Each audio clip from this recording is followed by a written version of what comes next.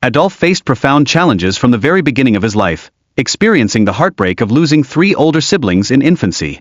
This early tragedy could have instilled in him a fierce sense of survival, along with an underlying narcissism.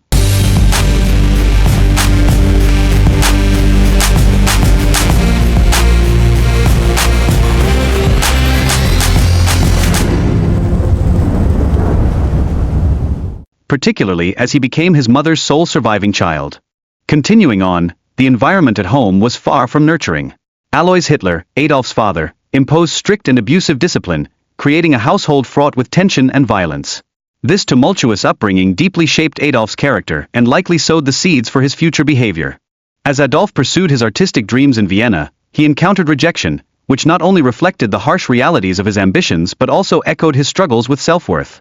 The pain of personal loss intensified when he lost his beloved mother to cancer, leaving an indelible mark on his psyche.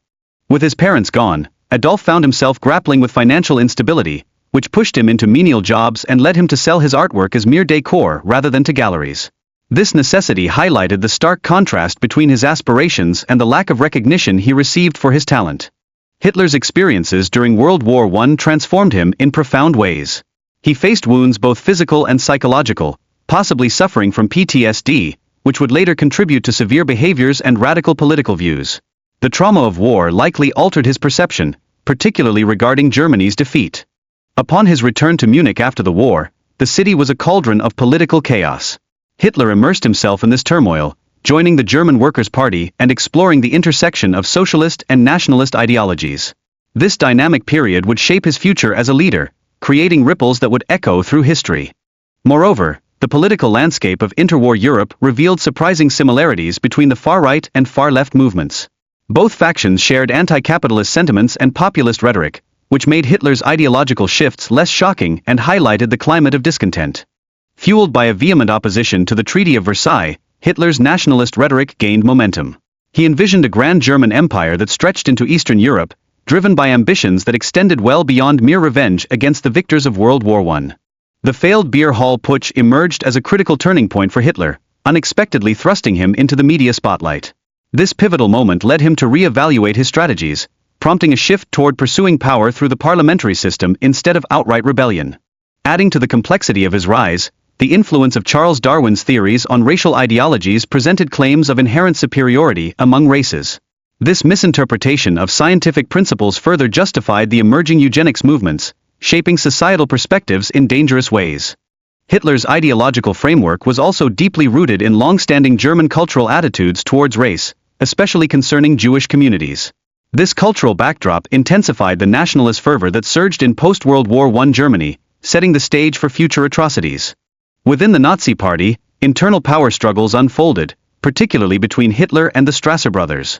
These rivalries unveiled a complex dynamic of political maneuvering, showcasing the factional nature that characterized the party's early years and its tumultuous path. The late 1920s witnessed the Nazis drawing in eccentrics and social outcasts, providing a vivid picture of the peculiar nature of their gatherings. These scandals and unconventional figures contributed to the party's controversial and often bizarre image in the public eye.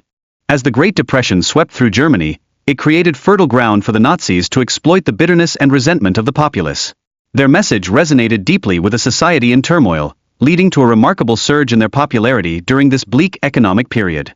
Central to their rise was Hitler's personal magnetism, complemented by the masterful propaganda orchestrated by Joseph Goebbels. Together, they navigated a fragmented political landscape, and their cohesive efforts culminated in the Nazis becoming the largest party in the Reichstag, showcasing their undeniable influence. The Night of the Long Knives stands as a stark reminder of Hitler's ruthless determination. While it targeted Ernst Röhm, it also eliminated other perceived threats, reflecting his willingness to settle both personal and political scores, ultimately solidifying his grip on power. Hitler's motivations for war were driven by a complex mix of ideologies. He sought to reverse the Treaty of Versailles and lay claim to new territories, aspiring to create a vast German empire stretching from the Rhine to the Ural Mountains, complicating the narrative beyond mere revenge against traditional adversaries. The implementation of the Nuremberg Laws in 1935 marked a sinister and significant step towards institutionalizing anti-Semitism in Germany.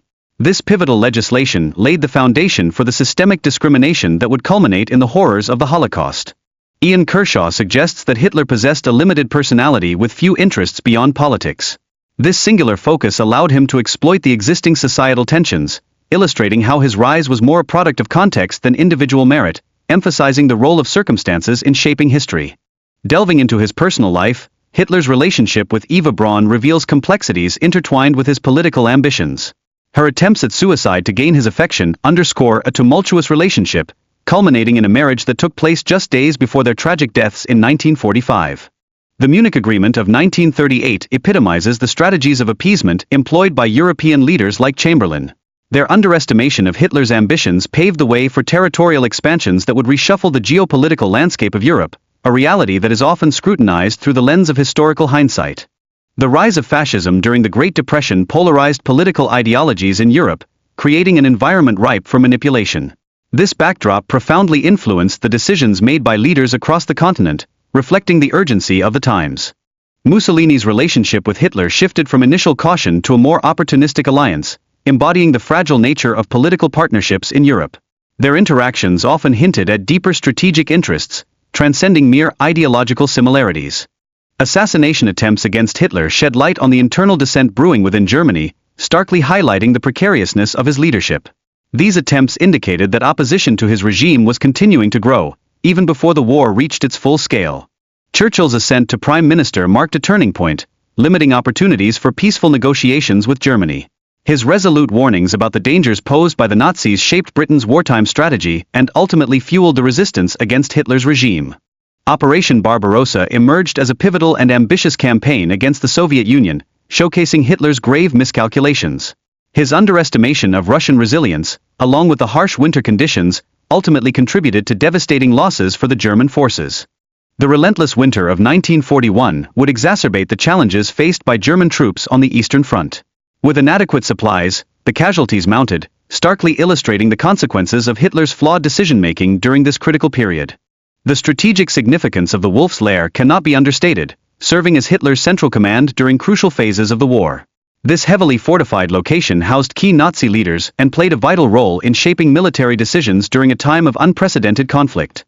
The implementation of the final solution marked a chilling evolution in Nazi policy towards the Jewish population. What began as initial strategies transformed into systematic genocide, driven by a series of conferences and decisions made by Hitler and senior officials, ultimately leading to unimaginable horrors. Debates surrounding Hitler's role in the Holocaust exposed the complexities of accountability and his direct involvement in orchestrating the genocide. Historians emphasize that, despite the SS managing the execution, the ultimate responsibility for these atrocities rests squarely with Hitler. In 1943, a psychological profile of Hitler predicted his increasing volatility and growing isolation as the war progressed. This insight proved remarkably accurate as the tide of war shifted and the consequences of his decisions became painfully evident. The concept of total war emerged with Hitler appointing Goebbels to oversee a war economy that demanded extreme sacrifices from the German people. This strategy often exploited forced labor from conquered nations, showcasing the depth of desperation in wartime.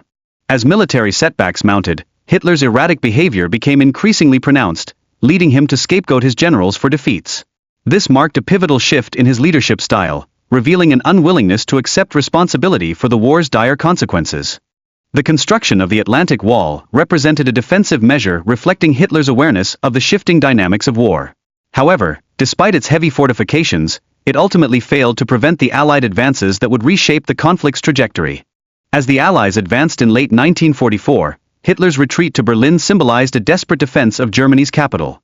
This frantic maneuver highlighted the dire circumstances faced by the Nazi regime, revealing a significant loss of control over the war they once sought to dominate.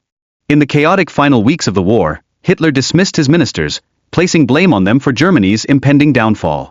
This reaction illustrated his unstable mental state amidst the growing chaos surrounding him.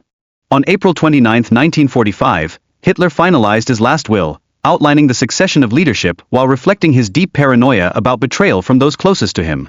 This act underscored his deteriorating mental state as the end loomed near. Finally, on April 30, 1945, after hearing of Mussolini's execution, Hitler took his own life, a tragic conclusion to a life marked by ambition, conflict, and overwhelming defeat. This act encapsulated the despair he faced as the war drew to a close.